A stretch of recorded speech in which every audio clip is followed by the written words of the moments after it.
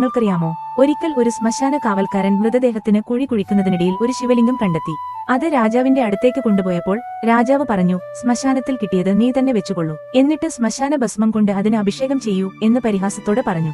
ദൈവ ആരാധന എന്താണെന്നറിയാത്ത ശ്മശാന കാവൽക്കാരൻ രാജാവിന്റെ വാക്കുകൾ പരിഹാസമാണെന്നറിയാതെ മൃതദേഹം ദഹിപ്പിച്ച ഭസ്മം കൊണ്ട് ശിവലിംഗത്തിന് അഭിഷേകം ചെയ്തു ആരാധിച്ചു. ഒരു ദിവസം പെട്ടെന്ന് പെയ്ത മഴയാൽ ശ്മശാനത്തിലെ ഭസ്മം മുഴുവൻ ഒഴുകിപ്പോയി.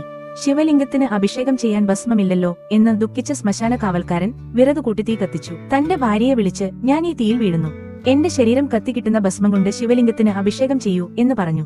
എന്നാൽ ഭാര്യ, നിങ്ങൾ അങ്ങനെ മരിച്ചാൽ ഇവിടെ വരുന്ന മൃതദേഹങ്ങൾ ദഹിപ്പിക്കാൻ ആളില്ലാതാവും, അതിനാൽ ഞാൻ തന്നെ തീയിൽ ചാടാം എന്ന് പറഞ്ഞുകൊണ്ട് തീയിൽ വീണു.